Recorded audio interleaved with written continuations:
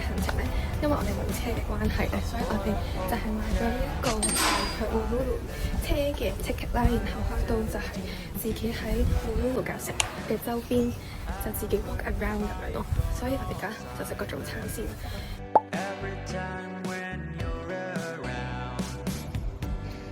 到啦架車，我哋就係呢架 Uluru 嘅 Hop Up Hop On， 就係直到去 Uluru 嘅下面。Into the cultural centre or return back to resort. 我哋嚟到第一個入口，行呢個 pathway， 其實真係超級大嚿石，睇下幾 tiny 我哋係。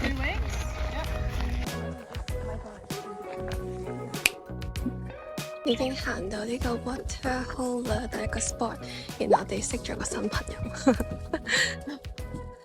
哦 ，snapshot here 。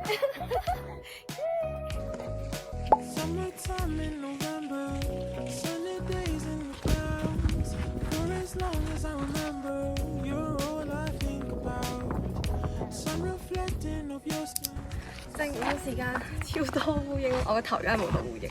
有，我想象唔到夏天如果30幾度嚟係有幾多烏蠅同埋幾？應該係30-40隻以上。大家正午係超靚啦呢度。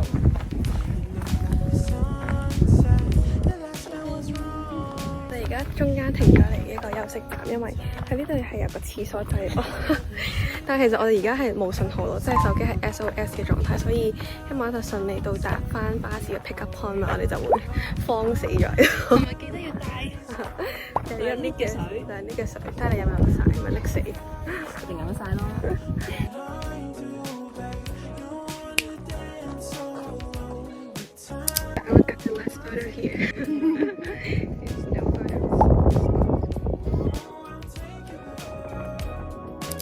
開咗呢個好似古代嘅休憩處，中途休息一下。其實乜都睇唔到自己。佢帶咗個蚊防烏蠅嘅膜。真係 work 喎！都係行呢個紅嘅沙地，就係變晒色啦已經。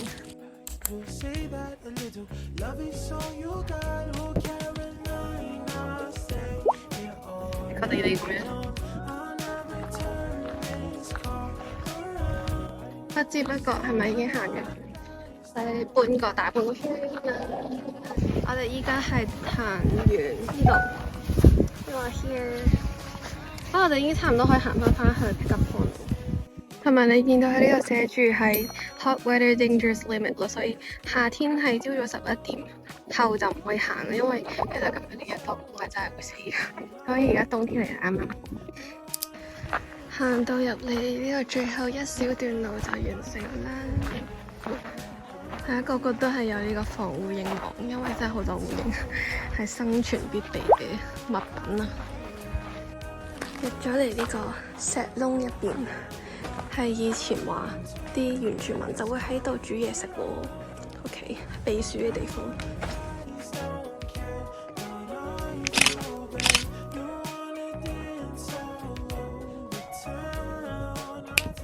呢度有個牌係寫住 permanent close 2019之後，因為之前有人行山好似係受傷定係死咗，然後同埋原住民係覺得呢個係一個神聖嘅地方咯，所以就同澳洲政府達成咗呢個，就唔可以再行上個山入邊，所以都係喺出邊去行。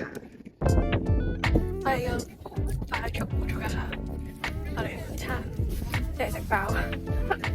呢個美食嘅餐牌。其實我而家行咗3個鐘咧，跟住一陣就有車 pick up 翻我哋。然後其實大家得閒嚟到 Uluru 其實冇乜嘢做咧，呢個 tour 咧就 kind of係平啲，跟住就係車到你哋呢度咧就自己行個圈咁樣咯。但係都係冬天先熱啲咁做，夏天應該就係溫低。同埋我哋啱啱一路行呢一個 base walk 咧，其實係好好行，係全部都係平路啦，跟住佢個 track 咧係指示係好清楚，所以咧。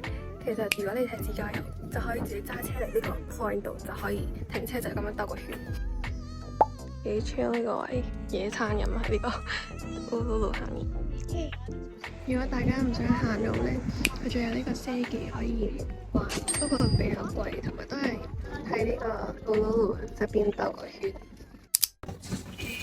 我哋終於上翻架車啦，然後啱啱睇翻，我哋行咗差唔多2萬步，我哋半日行咗2萬步。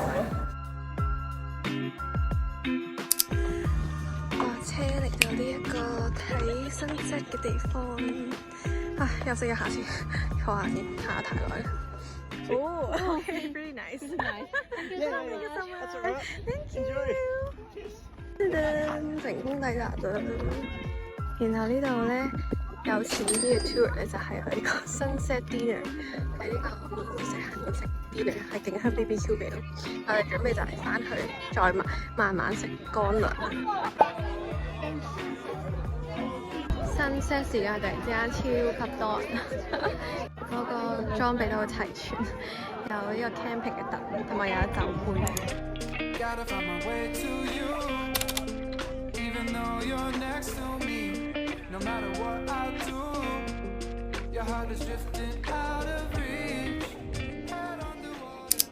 我哋同啱啱個導遊傾下偈，跟住我哋就融入咗佢呢一團，然後我哋就幫佢影個縮時。友誼大使。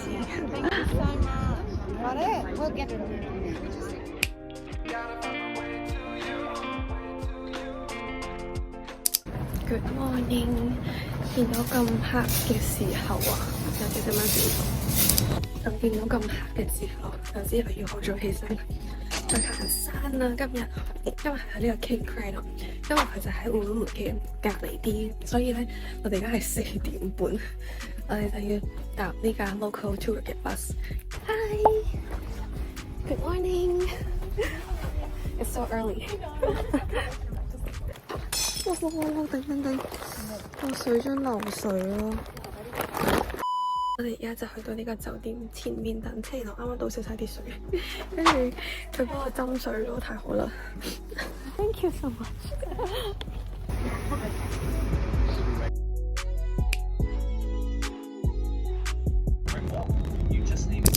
而家已經7點鐘嚟到呢個 King Street 嘅地方，喺呢個 King Crane 嘅 area 同 Uluru 嘅 area 咧，其實係分開，所以係成2個零鐘先到咯。啱啱攞完個早餐嘅 buffet， 係應該係呢個星期最豐富嘅一餐。呢度出邊有隻白色嘅 donkey。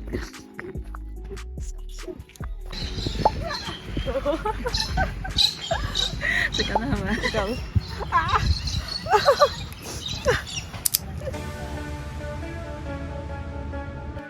到咗 King's Canyon 啦，準備行呢嚿大石，佢係類似美國大峽谷啲 friend。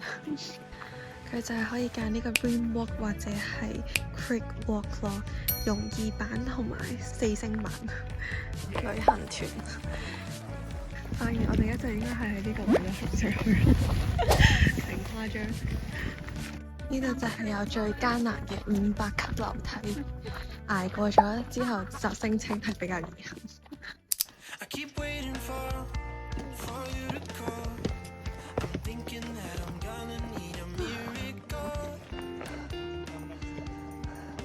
經常行就喺呢個懸崖邊，睇住係冇圍欄嘅呢啲地方。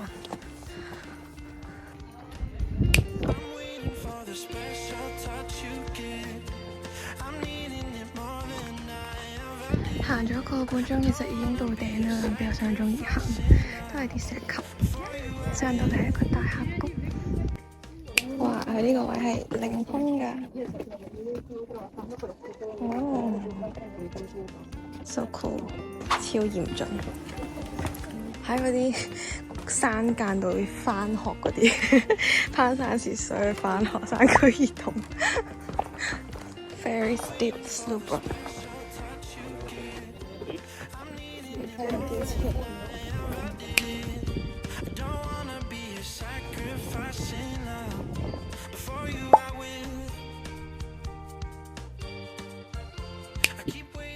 我哋兜咗個圈嚟到呢邊 ，Top of the mountain， 完全唔驚。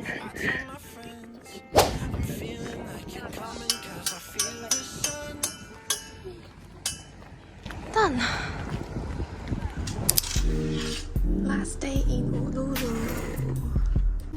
係最後一日喺烏都魯啦。然後我哋琴日行完山之後咧，係已經昏迷咗啦，翻嚟太攰。所以今日咧，其實最後一日喺烏都魯咧，我哋就會周圍行下啦。然後我哋嘅 local tour 咧已經係參加晒㗎啦。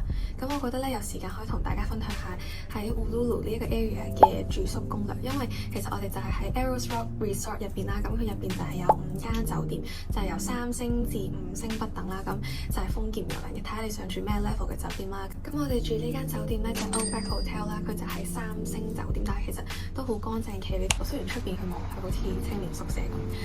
快出嚟個 room tour，喺呢度好似好簡陋，但係都有酒店嘅 feel。仲有呢個民族嘅牆，個廁所。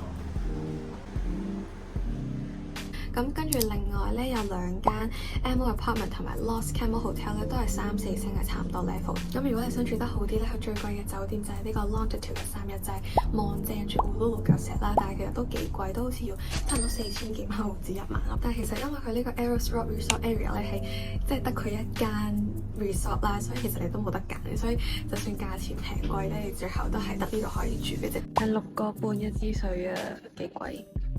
呢度係真係美食沙漠咯，即係我哋呢幾日係冇食過啲咩好嘅嘢食啦，所以都係自己帶咗啲零食同埋杯麵嚟，就穩陣啲。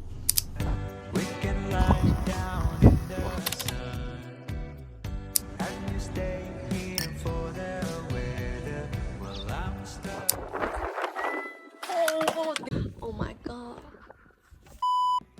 我哋可以由 Outback 行去呢個 Desert in Garden 嘅 hotel， 就食我哋今晚嘅最後一餐點。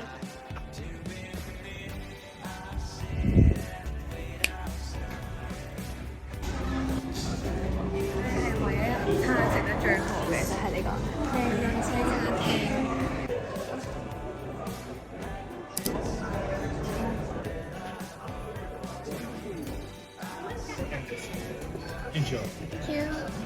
係久違嘅肉啊！你個手指係好食。係呢個星期第一餐有咁大嚿肉食嘅一餐，係呢個星期食得超坎坷。